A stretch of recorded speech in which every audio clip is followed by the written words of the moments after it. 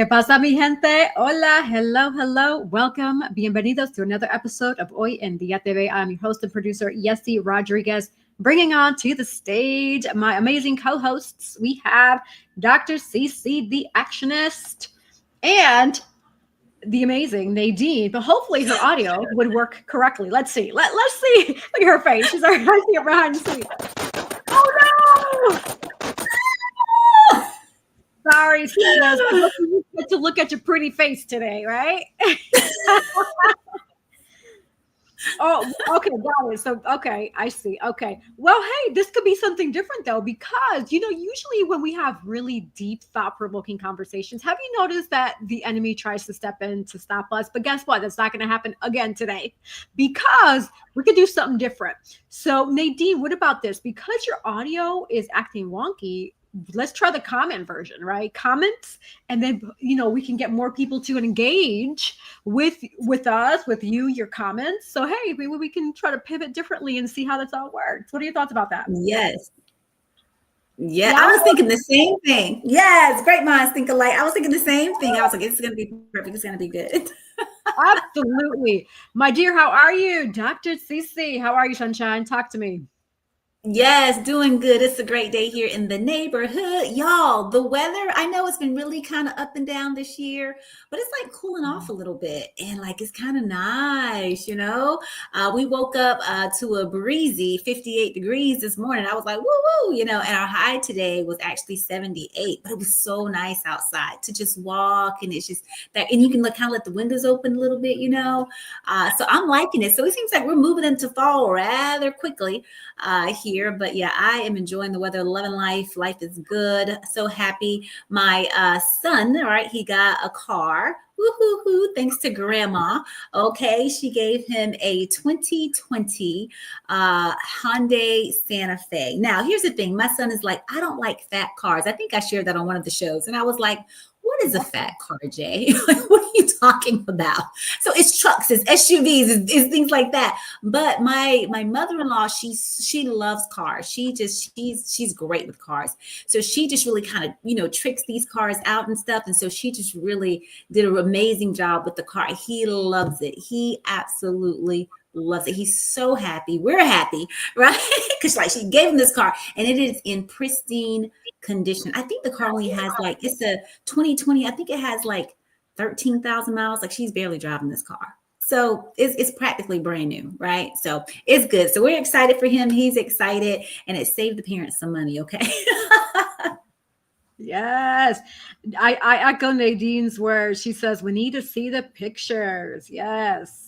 Yes, I shall share the pictures indeed. But he's loving it. It's nice. It's like a silver car.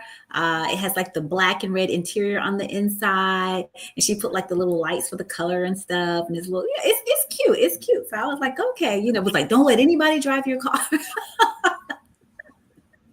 Yeah, that's awesome. Yeah, we do too, Nadine. Yeah. We agree. I mean, because we missed you last week, and this week your audio is actually weird. Yes. Yeah, it's still staticky. Yeah, that sounds really. Well, that's great. I'm glad that your son is able to enjoy his new car, and yes, that's part of growing, right? This is part of the growing process. It's nice. It's fun gifts. And, I want to give a shout out to, because we had to shop for insurance. So this was his first time with that experience. And I want to give a shout out to USAA. They were amazing. We were on the line with them for 2 hours. And if anybody knows, insurance quotes don't take 2 hours, right? But because it was his first time, we wanted him to kind of maneuver the process because this was a learning experience. The representatives that we had, one of the ladies' name was Candace, I believe, and the other one was Rory or something like that. But anyway, they were amazing. Just shout out to them because they took the time to really explain everything to my son. And again, he kept, I don't think he was paying attention because we were all like on this conference call, and he kept saying, can you repeat that? What was that? And I'm like, boy, if you don't pay attention, but they were so patient with him and so kind. And so just a shout out to USAA Customer Service Department. You guys were extremely amazing. And the Dilly family here, we appreciate you so much. I know they get more complaints, right, than anything, right? Typically when you're doing customer service jobs, but we want to say kudos to the USAA Customer Service, the Auto Insurance Department team. Thank you so much. Thank you so much.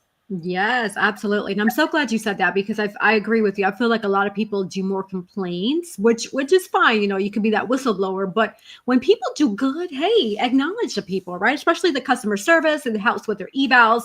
Sometimes it helps with incentive bonuses. So if you encounter somebody doing good, please go ahead and give them the kudos, just like CC did. And I'm going to actually give a kudos to Google Fiber. I finally parted ways with Spectrum. I got sick of them. Spectrum, I'm sorry. I mean, I tried to hang in there with y'all years. And before, I was technically forced to have this relationship with y'all because y'all have a monopoly, right? But saying that, finally, from relocating from where we used to live now to the new spot, Google Fiber is offered. Yes. And it just opened up a brand new world of possibilities when it comes to the internet world. No more spinning for me. And seamless internet experience, just watching television. It's just been great. Playing my video. So shout out to Google Fiber. I will say I'm one of those that also likes to do reviews and search reviews. And so it was like pros and cons. So and what I'm about to say, you all can also research and see for yourself. When I did the research last week, the ratings at that point were like 3.4 for customer service compared, and this is for Spectrum, compared to Google Fiber, they get a 4.2 average, and they're award winning. So just something to think about, anytime you're shopping for a product, just make sure to look at the reviews. What are people saying, right? What's the price cost? Is it going to be too much or too low, et cetera? Those are all important factors for you all to consider, especially when you know what you and your family and your household will need, like I did with our internet experience. I was tired of just unreliability, especially dealing with the podcast. This is a very important platform for me, for us, Nadine, and for Cece. And just the continuous unreliability, it was just enough. And I got sick of it. And I'm sorry I had to part ways with you.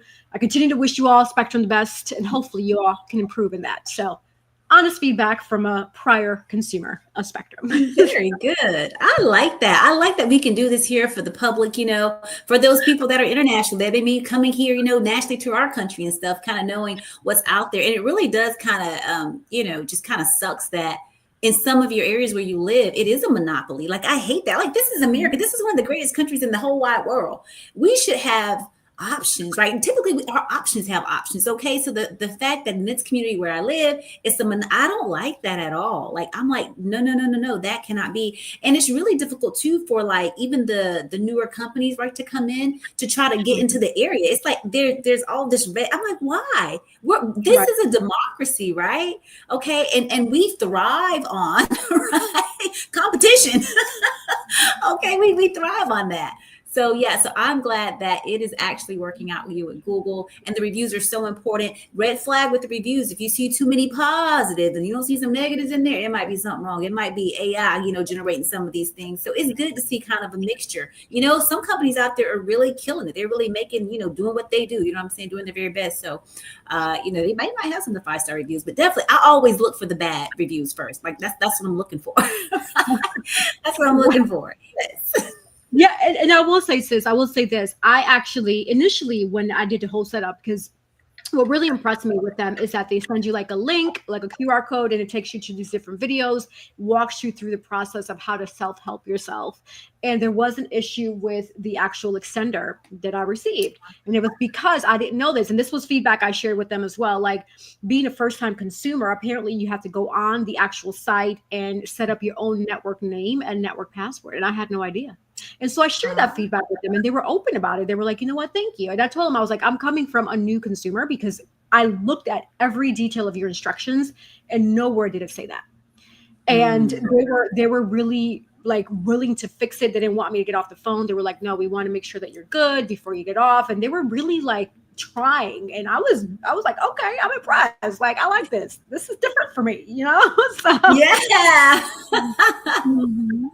That's good. Little things like that just kind of puts that cherry on top and really builds that relationship with, a provider and then the consumer, right? These businesses, and everybody thrives on good business. And so reviews like this. So, shout out to USAA, shout out to Google and all the other ones out there. Just like Yessie was saying, if you all have had a positive experience with a business, with an organization, shout them out, because I know they hear more bad stuff than the good stuff. And yours was really a process improvement. Somebody had forgot a step. We're all guilty of that. You're putting all this stuff. Do we have all the steps? Yeah, we got all the steps. Everybody say, yeah, we got all the steps. And then you come on as a new consumer, it's like you forgot the step, but they stayed on to walk you through to make sure everything was fixed. So kudos to Google. Absolutely. Thank you. Thank you. I agree. And with that, sis, I'm going to say this. I'm not sure if you all are aware, but talking about parting ways and parting relationships, BET Hip Hop Awards and the Soul Train Award Music Awards were being suspended indefinitely on the BET Linear's cable network. And this occurred as of August 7th, 2025. Multiple media outlets, including NME, reported that BET suspended both award shows indefinitely. And so pretty much this derived, according to what I'm finding here, the official explanation is that the BET CEO, Scott Mills, confirmed both award shows have been suspended because this says the move is not an end, but a temporary pause to re-image. So that's the because, to re-image how these shows can thrive in our evolving media landscape is what he's saying. So key reasons: stagnant or declining viewership, financial pressure, and a broad shift away from linear television. And so broader factors at play, the Paramount Global Skydance Media merger raises questions about BET's strategic priorities as it navigates ownership changes. So thinking about that and thinking about how pivotal the BET Hip Hop Awards as well as the Soul Train Music Awards was, especially for me growing up. How do you all feel about that? We're people of color. That kind of makes me feel some type of way a little bit, right? But how do you all feel about that? I'm curious to know your thoughts. Yeah, I went in to read about it because I was like, what's going on? Oh my goodness. Oh, let me get all the tea, right? So I was reading the same report that you're referring to. And my question out of everything, right? This is the political language that we get out there, right? To kind of smooth things over, so to speak. What's really going on behind the scenes? Why the pause? What's really going on now? I have not watched any of these shows in years, like decades. I have not. I believe I kind of swayed away from that because, one, with the music industry, the music has become, now, being a mother of young boys and things of that nature, and now an adult child, the music has changed, especially in R&B and rap. The music it's been evolving, right? It's been evolving. And I just feel like music is not the same like back in the day, right? That was real music. This music today is like, it's so vulgar. It's so rancid. It's rancid and ratchet. Just like OMG. And then you see these award shows being put on and the dress, or should I say non-dress, right? Of these entertainers and these performers and things. And I'm just like, how far is too far? And so the image that they're trying, I don't know the image now that they're trying to portray. I don't know if it's out there that, is too much is happening on these platforms. And I think people just think like, less with clothing and the language more bold, like it's better. It's not. I think that for Americans, everything is a shift. There's nothing new under the sun, right? There's nothing new under the sun. So we're just recycling. We're revolving, right? So I believe that a shift is coming to where I know for myself personally, for my family, I don't like to watch a lot of TV with cursing and just vulgarities and obscenities and nudity, and it's too much, even for my brain. And these are things that we try to protect our kids from. But I'm like, I need to protect myself from this as an adult. So I don't really know all the stuff that's going on with this whole award show, but I do believe that there's something kind of sinister behind the scenes. There's something negative, I believe, that's going on, and they are trying to re-image, rebrand, because somebody from somewhere that controls all this media. You see what I'm saying? These are the people that you don't see. These are the names that you don't know that's really pulling the strings to make some changes. So something has occurred, right? Will we ever know the truth? Maybe it's, in time we'll know. But I think it's good to put a pause. If you need to, go back to the table and kind of redo some things and so on and so forth, that's always good. We always have to take a moment to just stop and think and say, are we going too far? Are we headed in the right direction, right? Are people loving what we're doing, what we're putting out? Are they loving these entertainers? Because some of these entertainers, I'm like, I would not, I cringe for their children, because a lot of these people, they are very, they're new mothers. and the clothing and what their children. This stuff is out there. You can't reel this back. You see what I'm saying? They're gonna see it. And then would you like your child singing some of these? I'm like, some of the language, I'm just like, oh, my ears. I don't know. What are your thoughts? You know what, sis? I when it comes to children, I'm very passionate in a good way. And what I mean by that is because one, I believe in protecting the or censoring viewership, similar to what you were just sharing. But also a lot of these parents, because they became young parents at a early age, right? They're still in that teenage mentality. They haven't fully matured or grown into what actually adulthood really means, what it is, the mind shift, the responsibilities, the workforce, the finances, etc. Just anything when it pertains to leaving your teenage years and turning into what's officially an adult, where you're working and trying to self thrive for the better. I've noticed that that's where a lot of what you're referring to when it comes to allowing children to watch certain TVs that have different negative imagery or music, etc., derives from. I personally know individuals who became mothers at a very young age, 16, 17, 18, who are allowing their kids to watch TV that contains heavy nudity, vulgarity, etc. And I noticed that correlation. Hopefully in the future that will change. But I say that to say that part of it, I do blame the parents, because maybe because they were so young becoming parents, they were just never really taught what you should and shouldn't do, because you were exposed to that yourself at an early age. Hence the whole hamster wheel effect that I always bring up periodically throughout the past shows. The hamster wheel mentality, the brainwash mentality. What you did before, now because you're young, you don't know any better, you're allowing your kids to do it. Now the kids allowing their kids to do it. At what point does somebody from that family, get off the hamster wheel to do better? That's the food for thought there. Absolutely. Absolutely. I see here in the chat, Nita Blake, she goes, hey, ladies. Hey, Nita. She said that there's no more structure, right, when it comes to these shows anymore. She said TV is no longer for a family environment. It's calling women out their names. And then the outfits they're wearing is just ridiculous, right? And so, yes, you were completely right. And Nadine said facts. She agreed. Absolutely. It's gone too far. Like, when is too far? This is where the perversion comes in, right? This is all a plan by the enemy, guys. You know that we are faith-based too on this show. Some of you may not be, that's your thing, but I am. Okay, Jesus, the Holy Christ. I gotta let you know who he is. I gotta be very clear about that. But that's where the perversion comes in, right? That's where the enemy comes in. And this is why you have these pedophiles. This is why, you know what I'm saying? You have this behavior that is contrary to wholesome, good family behavior, morals and values and things of that nature, because now everybody just thinking, oh, this is the norm. No, it's very, very abnormal. And the reason why they show us these types of things, the reason why they make this type of, is to literally dull you. It's to make you like, oh, this is nothing, just like with the shootings and stuff. It was a Catholic school that just got shot up. And, my husband was like sharing, and people was like, oh, that's really bad. Okay. And then they just went to something else. And I'm like, are you kidding me?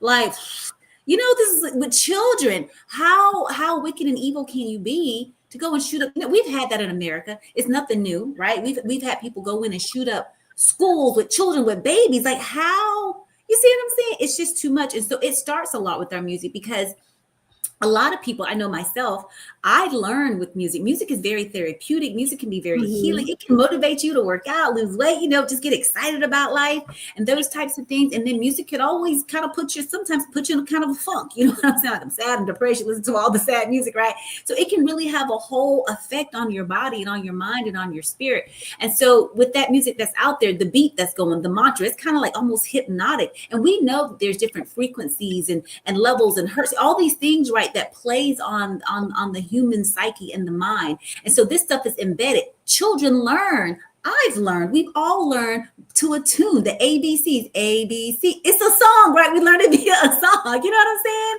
And so the music is very, very important. So I'm glad that BET, they're all kind of relooking at this stuff again, whether they're forced to or not. I'm just glad, and I hope, right, things get kind of cleaned up a bit. I remember back in the day where you didn't see all the stuff that we see now. I'm like, it's basically on television. It's like soft porn, really.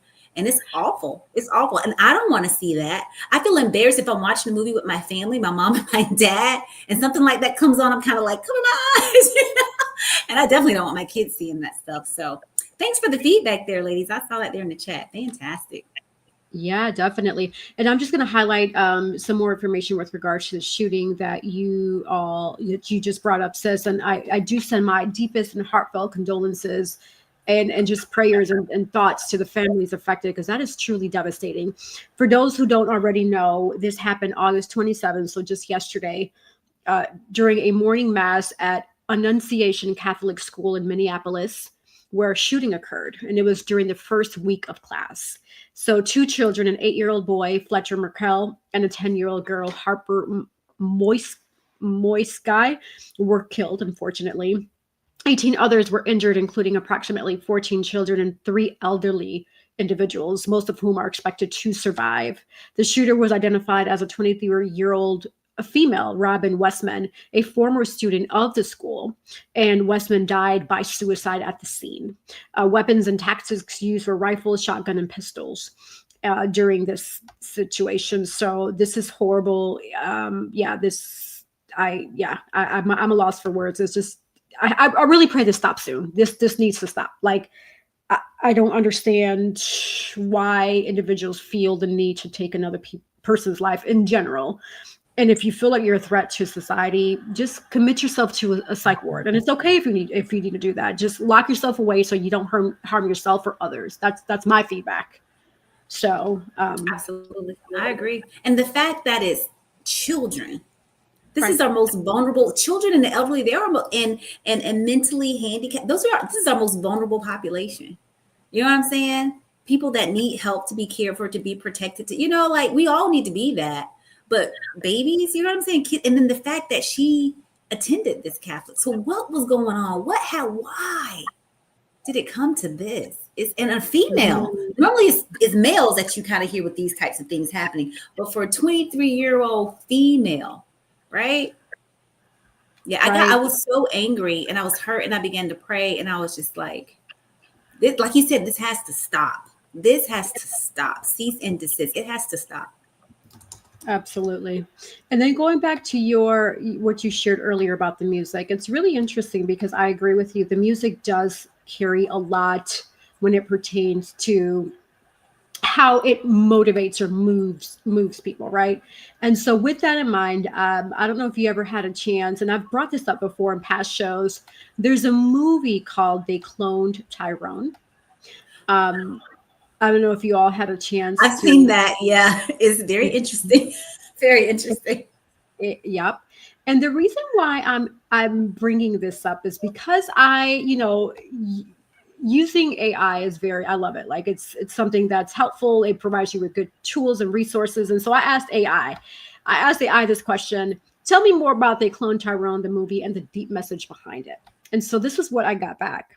So it says, They Cloned Tyrone it mixes science fiction's comedy, mystery, and social satire, paying homage to the 1970s while exploring modern cultural critiques.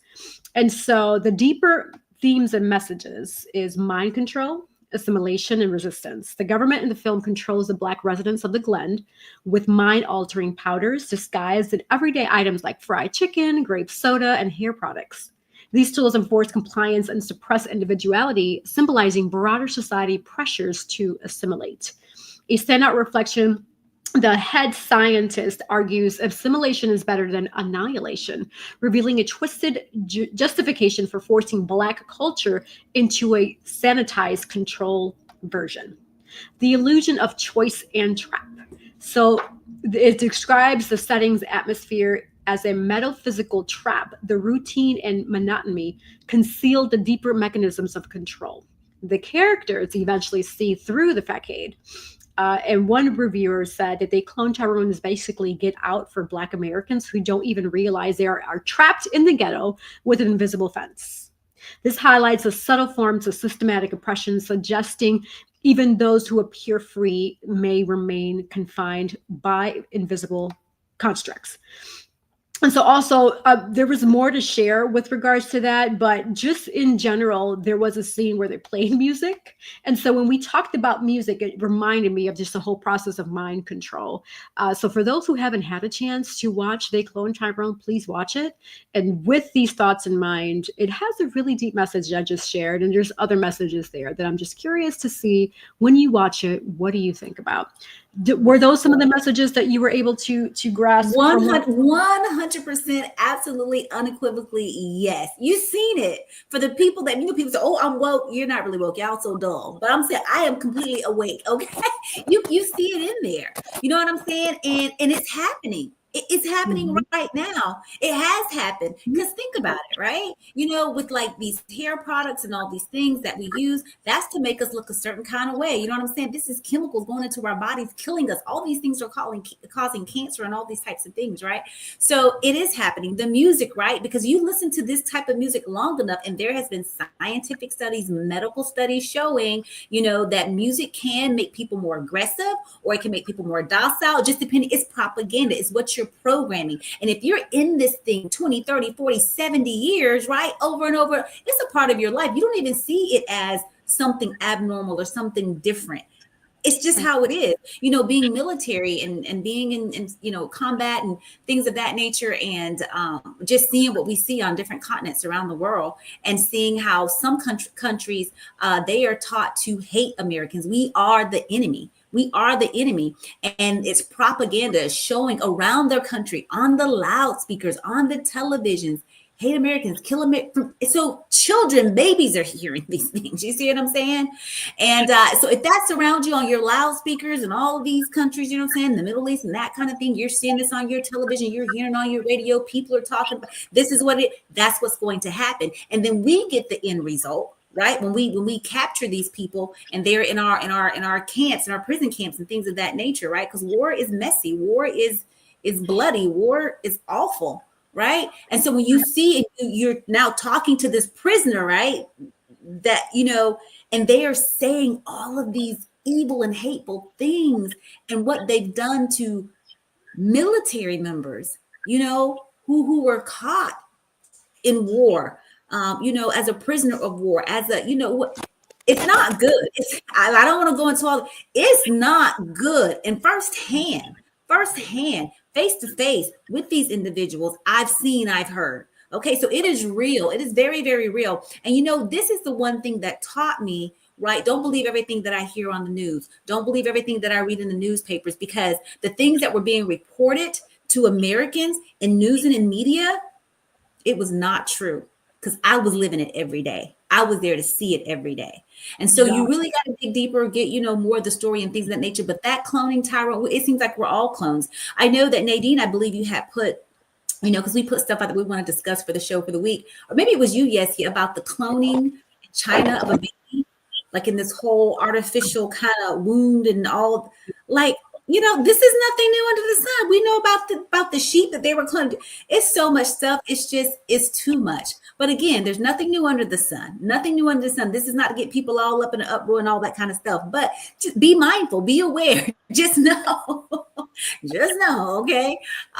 You gotta be a free thinker. You gotta be able to make some decisions and be able to decipher through a lot of the things that's being thrown at you on a daily basis. Absolutely. True. Yes, I agree with you. Just having that mindset, don't believe everything that you see, that you hear. Do your own research. That's why I'm always sharing with you here. Do your own research. It's one thing to hear from me, it's one thing to hear from CC, and one thing to hear from Nadine.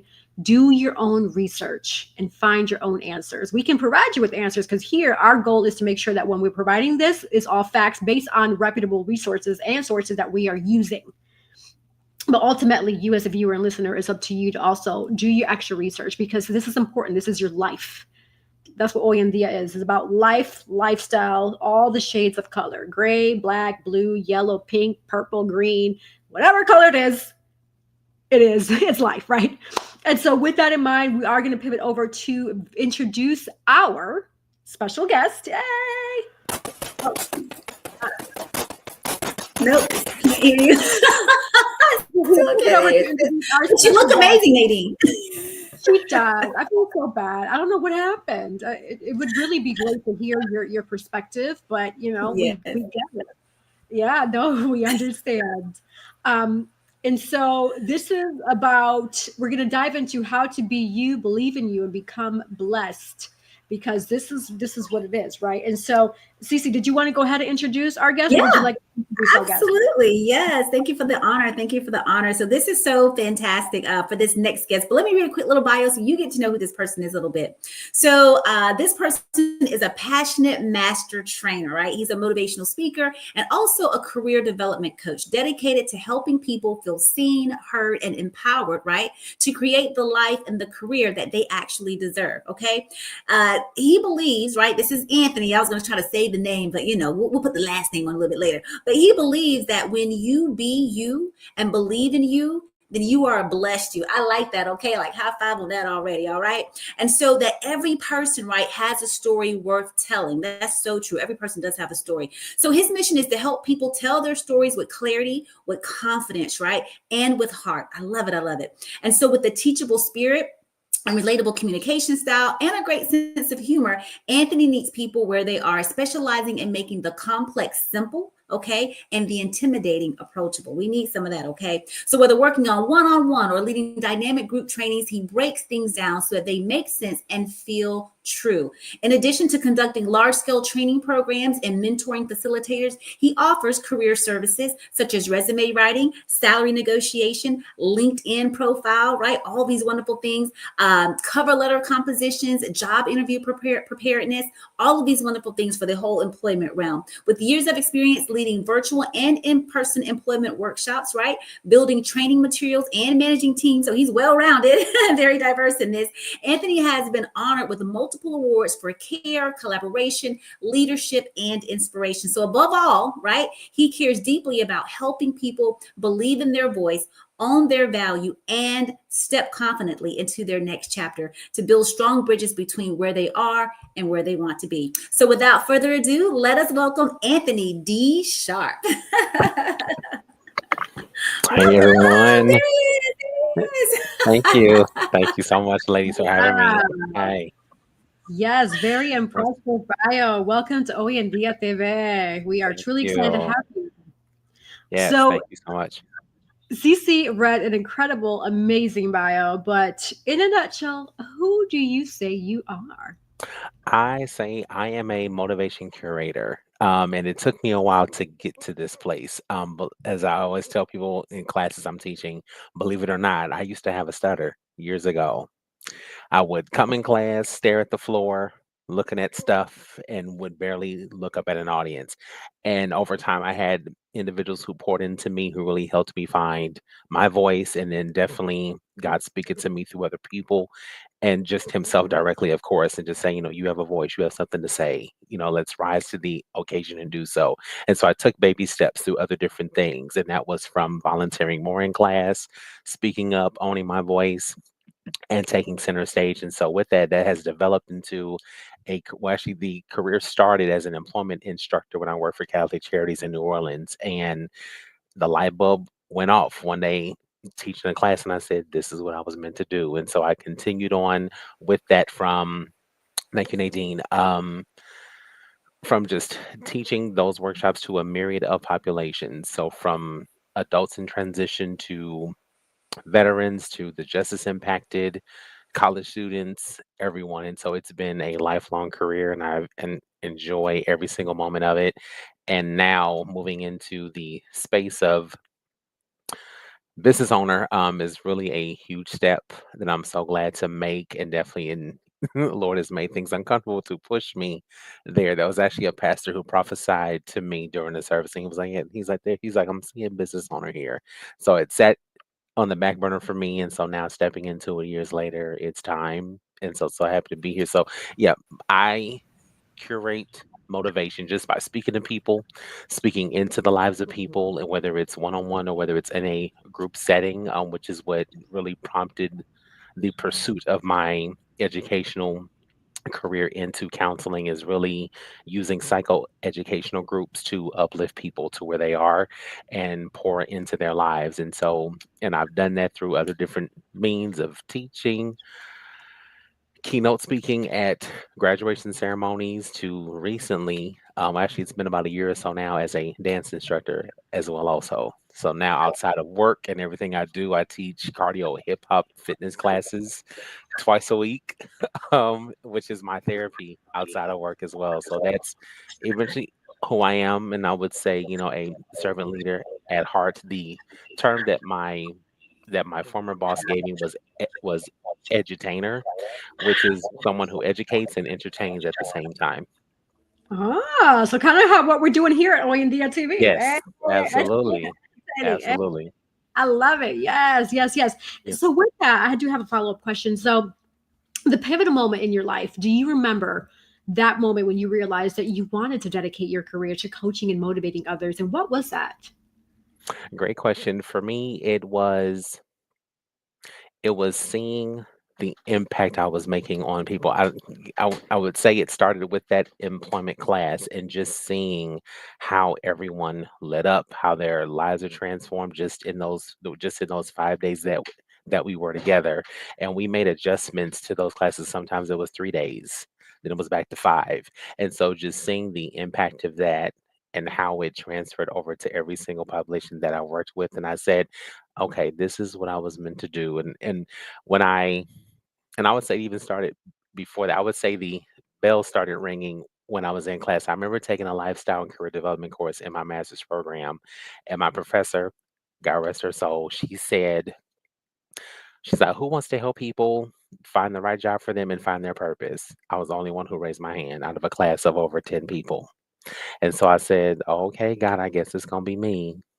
And from there, it just took off. And I was even doing this even back in high school. Like I remember taking a course like that, and my teacher, Mr. Kyle, was showing us about resumes, cover letters, and stuff. And I was like a little nerd. I was like, "Oh, this is so fun. Articulate someone's value on paper. This is great." And then it just spiraled from there. And so I knew I wanted to continue doing that. And so working with many different populations just further confirmed that this is what I was meant to do. That's awesome. That's awesome. I Yeah. applaud you so much because for those of you that don't know, Anthony and I, we worked with for the same company. And I recently, went my own little way, but he's still there making things happen. But he was the actual or is the master trainer with this company. And so when you go and you get all, because it's for the Department of Labor, right? So this is a big Hmm. deal. Okay. So we're dealing Yes, with very much like a so. multi-million dollar, Hmm. institution. And so when you go through all this training and things to learn them, it's various, it's a lot of courses that you got to learn a lot of information. And so you have to do a teach back, right? To him, the master trainer, because this guy is going to be the one to say, okay, yes, we want you to teach, or no, not so great. We're gonna have to, you know what I'm saying? And so Got he to do was on another one. travel because he travels, all around the nation and filling in when people can't fill in and just making it happen. And he was actually in the airport when it was time for my teach back. And so he had his earbuds in. And he's like, "I'm here, but I'm listening. So now go for it." And you get about 20 minutes or so, like to show him what you know and everything. And so it was just so phenomenal. And he just told me that I did such an amazing job. It really blessed my spirit. I didn't even know, much like you, Anthony, that you had a stutter. I've never stuttered, but I never considered myself to be like a good speaker or anything. The only reason why Hmm. I started to kind of go down that road was because when I was becoming in PT school in the military, we had to present in front of this board, right? And I was Yes. doing my presentation on Duchenne's muscular dystrophy, and so they ask you all these medical questions about the disease and all this stuff, right? And so and I was scared out of my mind. I was shaking on the inside, but they were like, "You're amazing." And I was like, "Am I?" Because I was so scared. And then when I went on to my clinical phase, I had to do the same thing with a different set, of people Hmm. and whatnot. And so, and they too, they were like, "Man, you really," and I'm like, "Am I really?" And then it just started to kind of Yes, you wonder, are. go. But Yes, the you are. And business let thing, me, right? yes, yes. And let me say Uh, before you jump to that, I have to give you your flowers because you, I don't get to say this to a lot of facilitators a whole lot because it's just like, check them off and go. But no, what you did within that 20 minutes was you took everything from the content and you poured it into me. And that's one of the key things that I listen for in facilitators, that is it's more than just knowing the script, but can you really deliver it and serve it to me to where I can really see how this all connects. And then the same energetic spirit that you have here, it just I mean, it was interwoven between in the within the entire presentation from start to finish, and it just kept going. Like even after we cut, I was like, "This girl is bad." I was like, "Yeah, she is one of our ones. She's gonna do it." And so, and then and every single performance every single time, even behind the scenes, which you didn't know, was a lot of just great comments and people saying, like, yeah, she's great. Yeah, we love having her. When is she coming back? So definitely so kudos to you for just for being that light and delivering that content in a way that's uplifting, that's encouraging, that's inspiring to people. And it's that energy that, that oil that's on you that definitely shows up each and every single time you facilitate it. So thank you and kudos to you for all that you do. Yes, thank you. Oh, that blesses me Absolutely. so good. Yeah. Y'all, you see here, Hoy En Dia. Look, we ain't afraid to give people compliments and their flowers, okay? I know Not at some of y'all out all. there a little salty with some of these others, but we do it here because it's important, right? That encouragement. Anthony Sharp, the motivation curator, okay, he just did Yes. that in real time in a live TV, okay? So he got it. The boy is bad, okay? Absolutely. He Thank you. just Thank did you. that. Yes, yes, yes. Oh, I see you, Dr. Ruby. All right, all right. I'm loving it. I'm loving it. So you said that, it was prophesied over you. You at the church, just minding your business, praising the Lord, get your hallelujah on, right? Yes. But it was prophesied Yes. over you. So, the prophet said he see a business owner. And you said that Hmm. kind of pushed. And I know sometimes, going to business, it could be a little bit scary. So tell us more now about the business, the name of it, what you're doing, like all Absolutely. of these great things. Yes. Yes. And so, yeah, so after that, it kind of, yeah, I held on to it, set it on the shelf for a minute. And I was like, okay, well, let me see. So several months ago, I went to, I'm a member of the Professional Association of Resume Writers and Career Coaches. So achieved my certification as a professional resume writer 2 years ago. And I had the opportunity, with the help of my current company, to go to the conference to meet my fellow career buddies, some who I had connected with on LinkedIn. We share and tag each other's posts and whatnot. And I went there and got to meet one of my coworkers in person finally for the first time. So we were sitting there. So I was looking at the calendar of events and I saw that shout out to Angie Callan, she was running a business boot camp. And so I said, well, let me just go and see. And so they were like, did you sign up for it? I was like, no. I was like, I know my company's not gonna pay for it because I already paid for this. So I said, I'll make the investment, pay for myself. Paid for it. My buddy Mark Missiano, another great coach, set me up, paid for it. I went inside, sat at the back table. So I'm sitting there listening, and just from Angie talking, just pouring everything out. I'm sitting there. Holy Spirit starts downloading. I'm listening, and right then and there, I wrote down my business name, the tagline, and my first price package. And I said, okay, it's just more stuff was coming. So after we finished that session, some people were talking.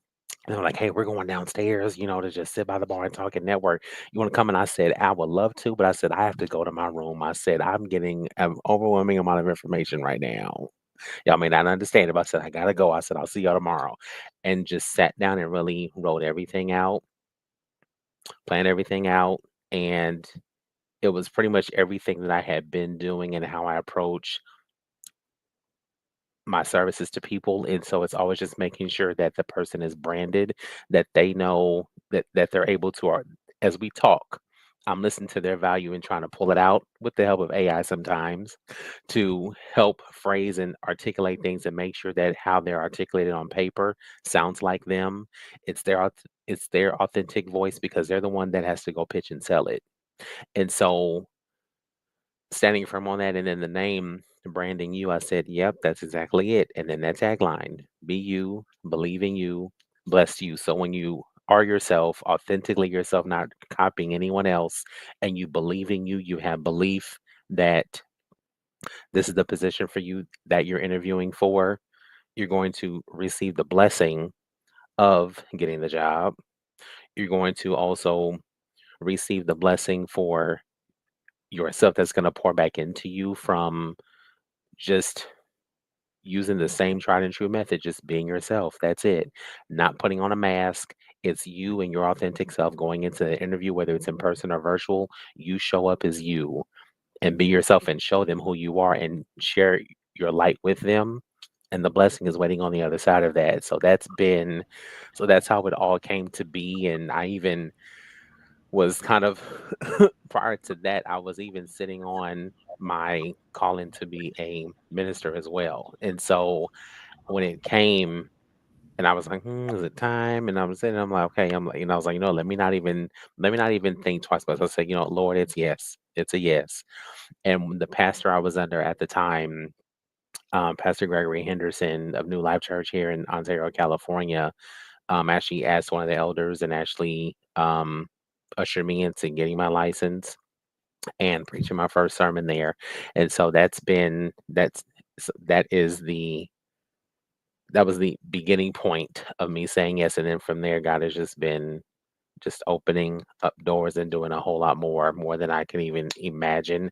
And so that's how the business came to be. That is amazing, Hmm. impressive. Listening to you, I hear there's key points here that I'm hearing, and I want the audience and listeners to capture this. So first, I heard you say investment. You didn't really Hmm. say it, but you said it, right? You're Hmm. investing. You invested when you paid for Yes. the class to listen to the speaker. A lot of people don't realize the importance of investment. When you really want to take something seriously, whether it be like you said with your career with coaching, speaking, being better, what Hmm. you starting a business, you invested, or whether somebody wants to be in the entertainment industry, acting, modeling, Hmm.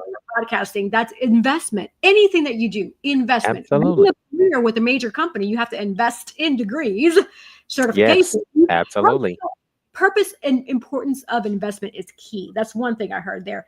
Yes. Secondly, is discipline. You disciplined yourself when you were offered the opportunity to network with other people to say, hey, right now God has poured into me. I have Hmm. to discipline myself, even though my Yes. carnal flesh wants to go, but I know Hmm. this is more important, right? Yeah, you didn't say Yes. it that way, but you were thinking that.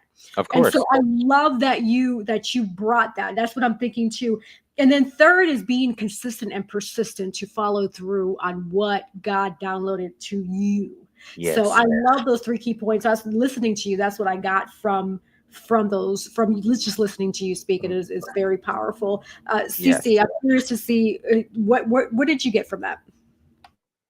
Yeah, absolutely. You're spot on. Spot on. And he even said, like, I'm going to make the investment. He did say it. He did say it. And I love it. I love it. It's so key. Now, so talking about with the new business and all of that stuff. So we know, and some of you may or may not know. Okay, I know because right there teaching all these wonderful things and researching these things and so on and so forth. Um, when it comes to people getting employed, right? The Hmm. game has changed quite a bit. So we know Yes. that we're in a digital, technical age, right? This era of everything is fast, electronic. And so you don't want to get left behind the curve. So Hmm. I know some people may not know, but we have to fight against, right, in this new world. Some of you may know of the applicant tracking system, right? This whole Yes. automated system looking for the keywords and all the things, right? So what are some ways that you help your clients, right, to be able to beat the system? Because you got to beat the system. If you don't beat the system, you're going to be stuck in this whole, I call it a matrix. This whole Absolutely. matrix vortex, Yes. where you're not, your resume is not getting into the inbox of that hiring manager, right? No one's checking for you, right? You didn't pass go, you Hmm. didn't collect $200. So what are some of the key tools that you use and can actually help the viewers with as well to be able to kind of maneuver this system? Absolutely, greatly. And one thing, I always, tell, because first initially it's the frustration comes out about it. And I'm like, yeah, you are entitled to your opinion. It is frustrating. This is not what job searching was several years ago. It was just, hey, send an email here, attach your documents, fax them. Come on in and talk to somebody. Now it's this thing. And so the applicant tracking system, I always just let them know that even though, yes, we have been inundated with AI, ChatGPT, Perplexity, Copilot, Gemini, all that, even though these are tools to help us, the ATS is there to actually help the employer's job be made easier, believe it or not. And so, like, what do you mean? And I'm like, well, the thing is that there's a whole lot of people applying for this one job. Some may did not tailor it, may have not read the job posting at all. And so they'll just throw a resume in there and wonder why it's not getting any hits. Well, there's nothing here that speaks to any accomplishments that you've accomplished that relates to that you can not only do the job, but you can help us acquire profits, you can help move business forward for us. And so with that, I have them like, okay, once we have that established, let's sit down and let's talk through everything that you did.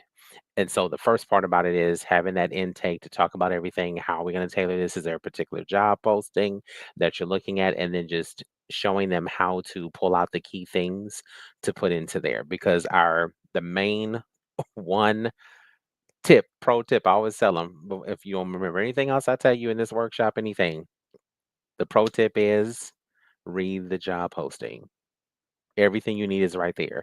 The core competencies are in there, the duties are in there, and everything else. And so what we're doing now is helping you. Now that we have that, now we're going to go through each section and figure out how to tailor, make sure that you have the keywords that they're asking for, that they're looking for in there, and that it's in your resume. And so from there, it's kind of like a plug and play and shuffleboard and moving things around, and then helping them and helping them articulate themselves in a way to where they see the alignment with the job posting. And then from there, making sure it's formatted, making sure there's not any tables, and showing them, also coaching them on how to beat the system. Like, we're not going to use tables. Do not click insert and create a table, because that's going to mess it up. Just type everything naked onto this canvas. Just type everything from top to the bottom. That's how we're going to do this. Don't get too fancy trying to move blocks over here and everything else. No, just do everything as is. And then from there, apply for the position. If it's asking for a cover letter, if it says cover letter is optional, still send one anyway, because everybody's not doing it. They think, uh, it's out of date. Well, if I look at if I look at a job post and I'm excited about it, there's something there's a confidence and there's an energy within me that's gonna stir up to write this letter to tell them why I'm passionate about it, why I'm interested, that I meet the qualifications for this, and this is how. And so putting all that together and helping them look at the document, and I have them read it out loud, read it to yourself. Does that sound like you? Is that what it is? And then also helping them realize that sometimes, we don't like the ATS, but for some people, HR may be two people. It may be one person. It may be all four of us. And there's 250 plus applicants. And we're like, divided by four. What is that? 62 and a half. My eyes are going to cross. I think I need to go for a walk. So we're going to use an ATS and say, take all these 255 people, shake it up, and give us who did their due diligence and read the job posting. And that may drop from 250 maybe down to, we'll just approximately say maybe 50 or 60 divided by 4. Okay. That's about 15 per resumes for each of us. Okay, we That's can do that. doable. And then, right, you're doable.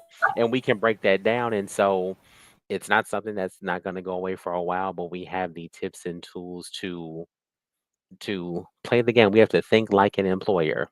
That's the teleprompter message when you're going through this process, is think like the employer. What do they want to see?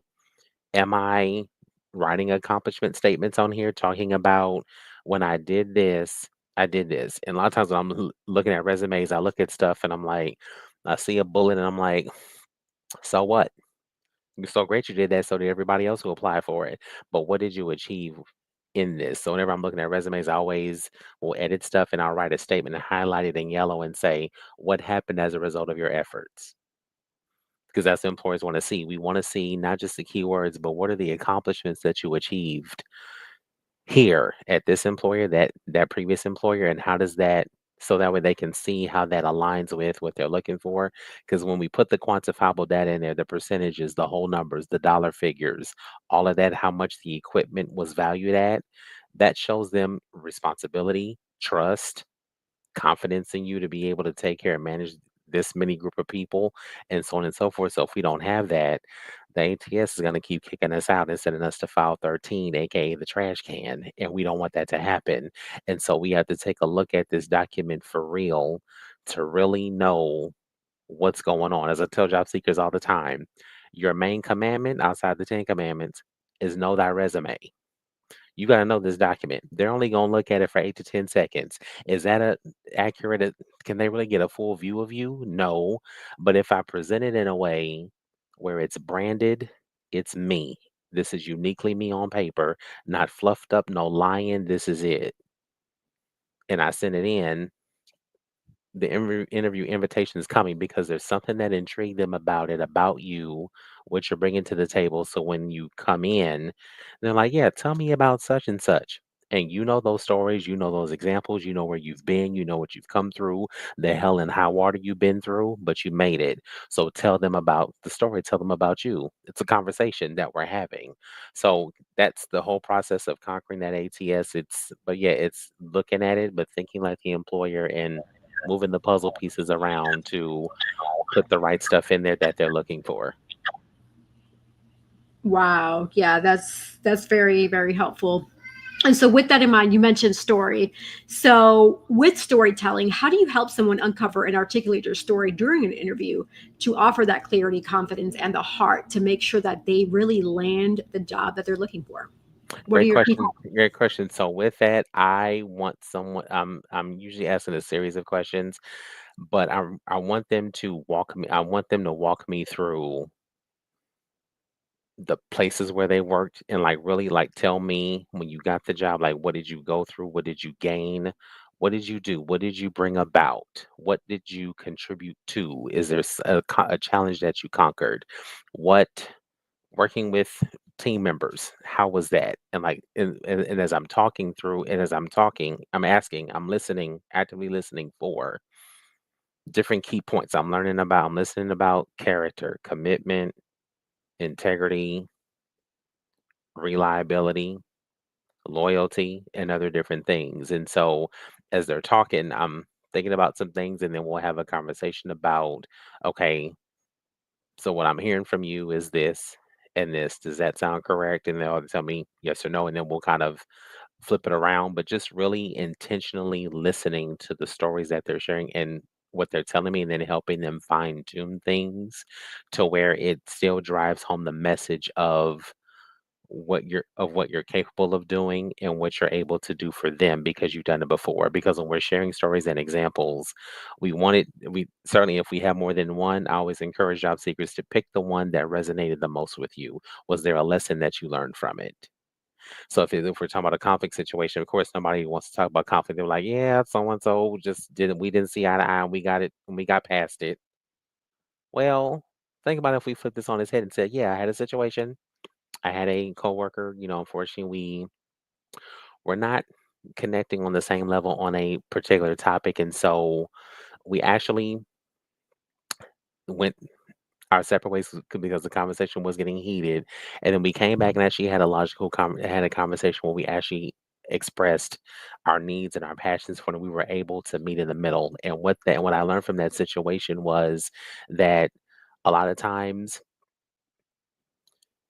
even though we even though we're even though all of our team members are different and we have different passions, sometimes that can cause a heated debate, but we don't get anywhere fighting. So sometimes it's best for us to cool off for a minute and then come back and sit down and have a logical conversation, an emotionally intelligent conversation to meet in the middle to find out where the disconnect is and find out how we can match each other's energies to achieve the objectives.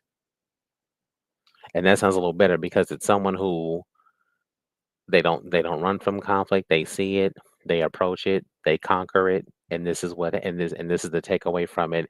And I can get behind as an employer because this is someone who's going to find a lesson in everything that's challenging. And I know this is not going to be my troublemaker at work. And they'll be able to work with everyone else. And even sometimes too, there was one of my um students today in my class. She's like, I had the situation where I took on all these other duties in addition to my own through the transition of 6 supervisors. And she's like, I have a bullet, but in an interview, how would I talk about that? So just from that, I already heard this is a woman that doesn't run from a challenge. She steps up to the plate. She takes initiative. She didn't back down. She didn't run. She didn't say, that's not my job. She said, "No, I'm gonna step up here and do this, and I'm gonna take these duties, everything that's been given to me, execute them successfully."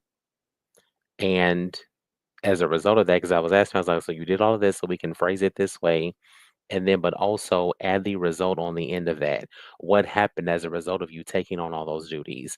Was it maintaining productivity? Was it maintaining the ebb and flow of the workday of daily office operations? What came up as a result of that?" Because that will let an employer know that you're the go-to person. There's no challenge that will arise here that you can't conquer or help us conquer, that we can certainly look to you to get it done, collaborate with others to get it done, and just hear about your process. So when you really intentionally listen to someone's story, you can pull out so many different things about who they True. are and then helping them articulate it. And even just starting from the question of tell me about yourself. We we sometimes tell so much. That bumps us out of running initially because he want to say, "Oh, well, my name is so and so. I'm such and such, married, kids, 2 dogs, etc." Oh no. Well, um, what you just told me as a prospective employer is that, yes, awesome, you're a family person, wonderful, pets and dogs. I didn't ask ages. You may have said babies, I think. Are you gonna be here at work? How often are you going to call off? What's happening? And all that's wonderful things. But I said, believe it in the background. And even sometimes in helping people bounce back from a layoff, some will come and answer that question. Yeah, my last job, okay, you just depressed the employer in 2 seconds. Stop it. Stop it. I know, I am not a heartless son of a gun, but I want you to understand you are in a healthy competition with other people. So come in there, know what you're applying for, and give it. So when you come in, give them that branding statement. Come in and they say, "Tell me about yourself." "Sure, my name is Anthony Sharp, and I create order out of chaos." Oh, now I'm intrigued. "Yes, my name is Anthony Sharp. I'm a motivation curator. How I do that is I infuse motivation throughout every single workshop that I facilitate. As a result of my motivation, everyone leaves my workshops empowered, encouraged, and motivated to go out and find the job of their dreams." I came across your ad for a director of training because I see that you have a need for enhancing your training outcomes and maximizing retention. I'm glad to tell you that in my most recent position as a master trainer for a program that operated out of 15 states, I trained a group of a total of 32 facilitators, equipping them with the tools to teach our workshops to our veteran population. Throughout within the first 6 to 12 months of our program, our class retention rate was over 85%. So now I have a quantifier, what you did, what you're about, and how you go about doing it. Now I'm intrigued. So that's how we have to show up in it. I tell you all the time, I said I had a job before I became the master trainer, I was an employment facilitator for our subcontractor. At the time, my mentor was living in California before she moved to Nevada, and I was her Instacart person. The day of my interview, I only had time to come in, drop her groceries off, come home, use the restroom, go in my dad's office, and I was staring at a wooden panel wall on my phone interview. Every single question they gave me, hitting strikes at the bowling alley, every question. Because I knew what I wanted. I wanted the job. I'm looking right at it. They had my resume in front of them. They asked me questions. They mentioned employers. I had my stories ready, but they helped me jog my memory. Not every employer does that, but they mentioned my past employers' names and asked questions, and I knocked them down. And before I got off that call, I don't think he knew he did it, but or he may have. And so he said, "All right, thank you so much for interviewing with us. We appreciate you. Um, you sound like someone that we would want to hire." I said, "Okay."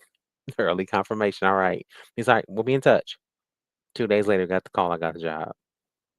So Now, when Anthony, you, yeah, let me pause you right there because you say 2 days later they call you got the job. Now, in that now, because now it's in you move past that interview phase.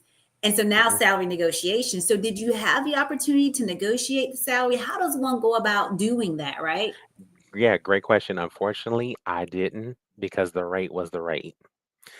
So I went in, took it. I had a full time. I was juggling at the same time, so I was fine with it until my full time started acting crazy. And I left them and stuck with C Tech, and then eventually had some angels in the midst. One angel in the midst who actually recommended me for the master trainer role that I eventually got later. And before salary negotiation, one is that you do not want to give a number. When they ask you the salary with the salary question in a job interview, you want to put it back on them. Let them take everything in that you've been saying for that 30 to 45 plus minutes. Let them go to the drawing board with the team and think about it and send the offer letter to you. When you get that offer letter and look at it, read everything from top to bottom. When you get to the salary, and of course, we're going to do our homework on glassdoor.com, salary.com to find out what is the realistic salary range for what I have. My skills, education, and experience, the C factor, skills, education, and experience. What I'm bringing, is this figure worth it? Is that it? If it's not, then what I'm going to do is I'm going to write a nice little write up. I'm going to do the homework for the employer. They're not going to have to do anything. I'm going to go sit down, write it up, think about it. And if I want to negotiate, I'm going to look at my realistic range and then find a range that works. Nothing that's too astronomically crazy, but something that's realistic. So if they offered me 68.9, but I know what I'm bringing is 75 to 80, then I'm going to do something realistic. And let's say my budget is chilling, rolling on dubs at 72. I'm good. I may come back and say, Dear Miss Rodriguez, thank you so much for the opportunity of offering me the position as director of training with Rodriguez Inc. and Associates. I'm really excited about the opportunity to work with you all. However, I wanted to run some things by you. I took the liberty of reviewing and doing some research and wanted to share with you what I found. I noticed that the salary range for a director of training in Los Angeles, California ranges from 75 to 89,000 a year. Given my skills and education and experience, I wanted to reiterate a couple of things. I possess 2 more years of work experience in the field. Two, I I possess the preferred qualification of certified trainer. Three, I speak both languages, English and Spanish, which specifically aligns with your target population. Given the aforementioned factors, I was wondering if you would consider a negotiated salary range of 84 to 90,000. So I'm giving her a range. I'm giving her all Mic these drop. details. Yeah, I'm I'm already giving her all excited. right. I'm giving her all these Mic drop. details. Like There it how is. There it is. And so I'm thinking, and so again, because you might be thinking, Anthony, that's a little too much. Know your worth and add tax. Who doesn't want a little more, right? Because from what I see from these three other squares, y'all stay in that beauty salon chair, manis and petties and self care. So listen, I'm looking at what does my lifestyle look like? What do I like to do in my spare time? What income is going to align with my lifestyle? Me, the kids, the hubby, the pets, whether they're feathered or on four legs, I need to know. So I need to give them something. And then from there, it will be three answers. Mr. Sharp, thank you so much for the request to negotiation. After reviewing everything, yes, we can certainly accommodate your salary range. We can offer you 92. Beautiful, wonderful.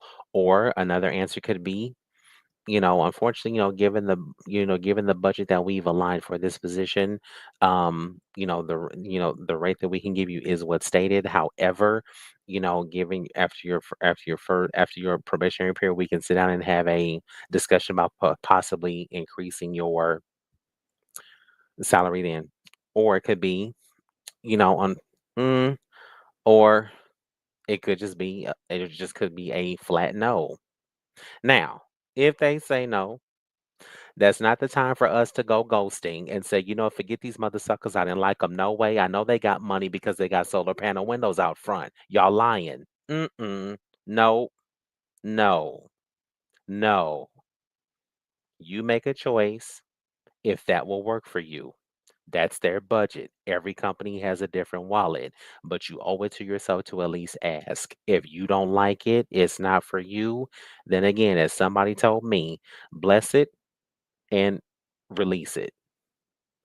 Thank you so much, Ms. Rodriguez. It's been great. Thank you so much. I appreciate you. However, I'm going to respectfully decline, but I wish you the best on securing someone to fill that role and move on.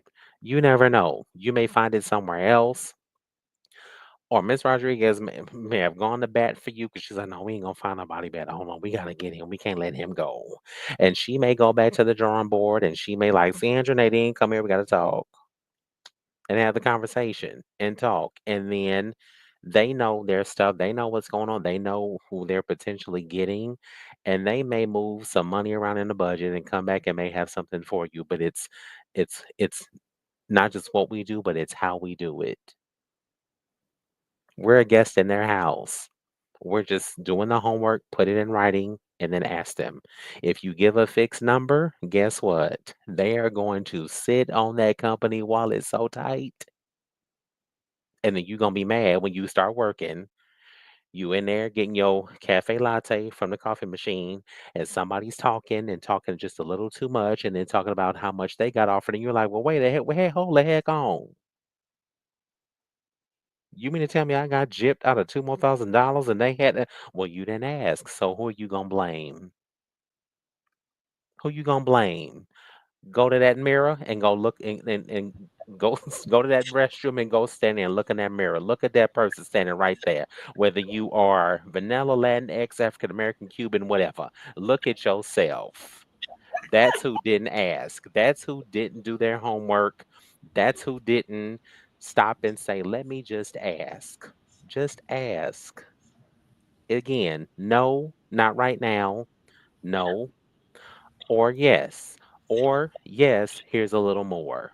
You never know, but you owe it to yourself to at least ask. My friend, she did it and she already knew how to do it and stuff. She was applying for a director at a hospital, like these different locations and overseeing a team.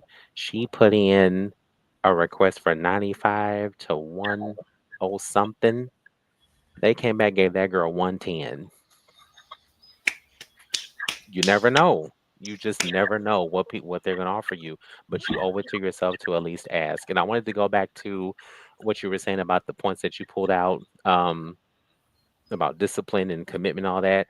Another Mhm. piece to that with this business, another thing is just showing up for opportunities because you never know what's going to happen, and be ready to talk to anybody. Networking doesn't have to be this big, massive thing you need a PhD in. It's just starting a conversation about anything, because I remember a friend of mine, she got hired at the American Job Center with me around the same time. Well, no, at a different time. She was going for one role, but she got hired for something else. We were just sitting out talking freely one day, and she just came up, but she said, "What do you do outside of here?" So I told her what I do. And so she said, I want to introduce you to somebody. I said, okay. She said, I work at this for profit school in Beverly Hills. And she's like, they're looking for a keynote speaker and I think you'd be good. I said, okay. Showed up Saturday morning, walked in. So she's like, yeah, she's here. Come on upstairs. I said, all right. Walked in. She said, Shirley tells me you motivate people. How do you do it? So we talked about it. She's like, okay. She said, go home. She said, write me a speech, come back, and then we'll talk. Went home, went to the lab, sat down. I said, all right, Lord. I said, what you want me to tell them? If you don't write it, it's not gonna go. I can't do nothing. Sat down, wrote the whole speech out, came back, read it to her. She said, okay. She said, I like it. She said, you're hired. She said, it's gonna be $500. Your face is gonna be on 2 screens. You're gonna be at LA Convention Center, downtown Los Angeles, in front of over 200 people. Can you handle that? I said, I'm a Toastmaster. I can handle that. This year marks the 10th year I've been her keynote speaker. So you never know who you're going to meet, who you're going to talk to, but just show up. Show up for yourself. And again, especially if you know that God has given you a vision, you ain't going to share it with everybody because they're not going to understand spiritual things that you see because they're spiritually blind, but you know who gave it to you. So if he gave it to you, he going to give you everything you need and equip you with what you need to go execute it. And you know for a fact that you're not going to fail because you know who your help comes from and where it comes from and who it comes from and who's going to make sure that every need is fulfilled.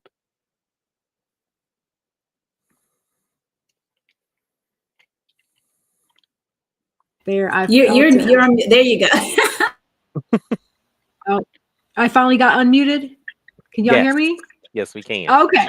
Yes, deep moment, mic drop for sure. Thank you for Mhm. sharing that. I do have Absolutely. one more follow-up question, and I Of would love to course. bring you on for part 2 because there's just so Of many questions that I course. would ask. I'm sure Nadine has a lot of questions, but because her audio is acting wonky, she can't ask, and I'm sure Cece has additional ones. But I also had a thought before I ask my question is when we do bring you back for part 2, how would you feel if we did a mock scenario where me, Cece, and Nadine were interviewing? And we did like a mock skit scenario, and you can kind of walk us through, like, we can act like we're entering into a job. And then from there, we do our interview, and then you can share like the pros and cons and what we could do better, Absolutely. just more for visual purposes to help coach the audience and Yes. listeners. And also so Of they can get a course. feel for when they work with you, what it is that they can expect from you as well. Yes, absolutely. Most definitely. I would love to. Awesome. Yes. And this is So the then, cool thing.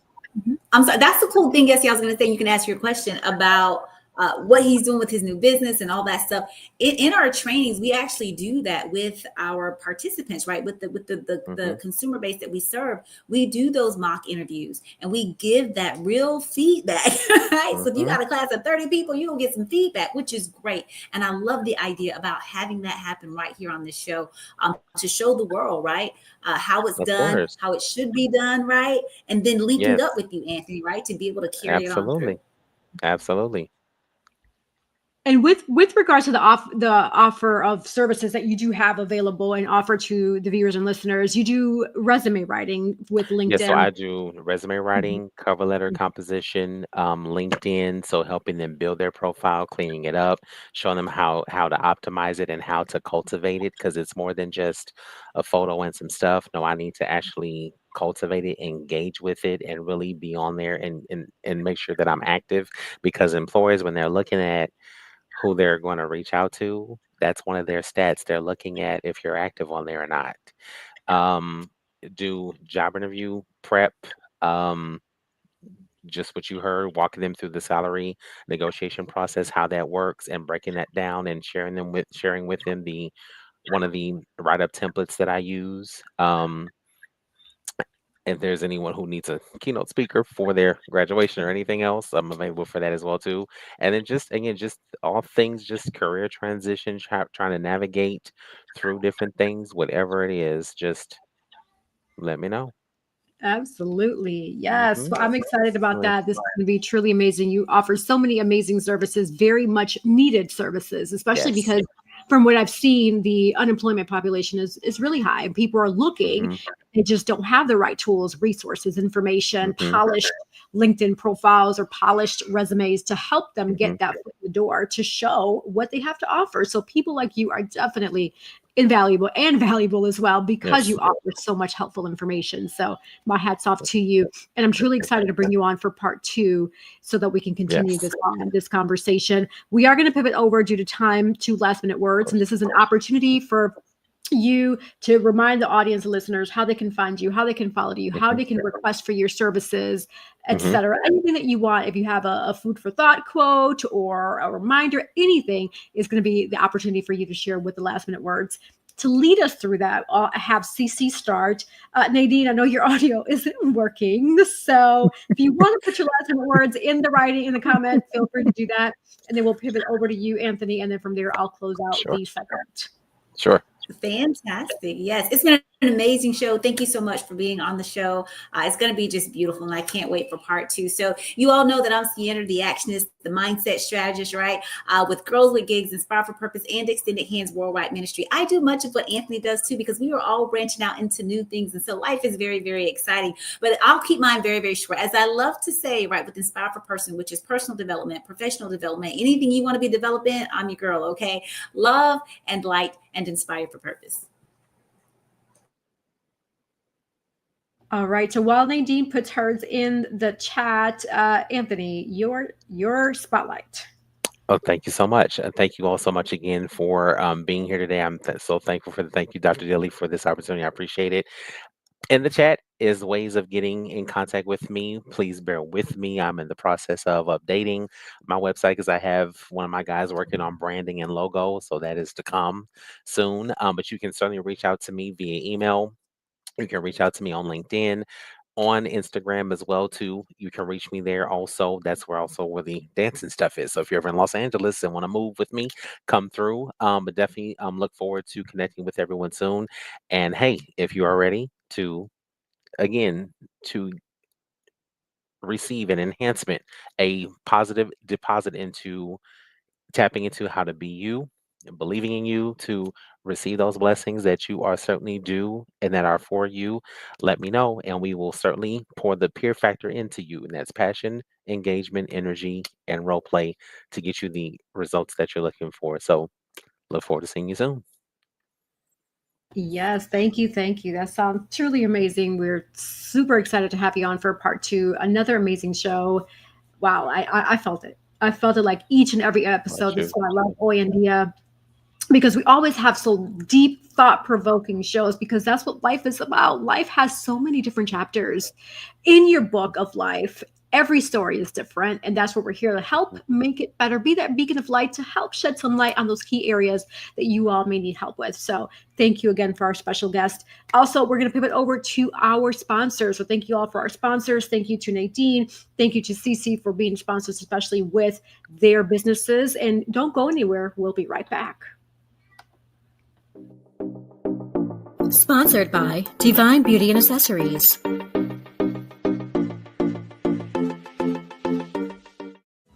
Watch Hoy En Día TV, Thursdays, 7:30 p.m. Sponsored by Collective Wear. Available at www.yessirodriguez.com/shop and myrod-enterprise.com/shop.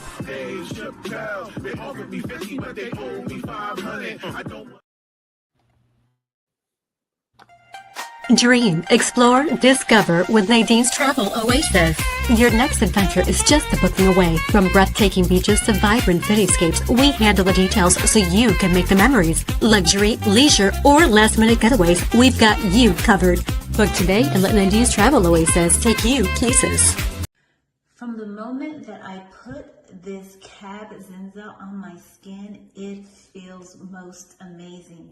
As you can see, it has your skin glistening, it's moisturizing, and it's very, very, very, very yummy. You too should get Cab Zenza.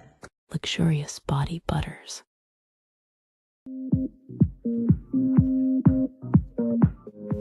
Are you ready to slay the scene and the runway? Calling all aspiring actors and models, this is your moment to shine.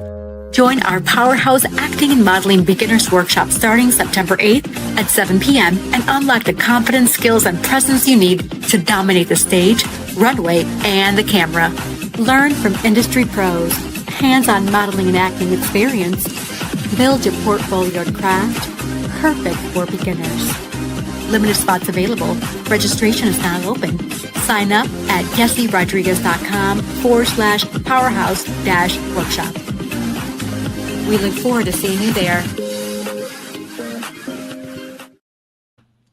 All right. And for those who want to be sponsors on Hoy En Día TV, the email is at the bottom of your screen, hoyendiatv@gmail.com. We welcome you with open arms.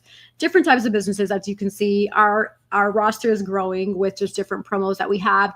And that's something that we offer here at Hoy En Día TV is if you have no clue, you want to promote your business, but you have no clue where to start, reach out to us and we will help you get that started. We will put it on here on the show. Not only is it seen visually worldwide, but people hear it in different platforms, whether it be Spotify, Samsung Music, Amazon Music, iHeartRadio, Pandora, RSS, Deezer.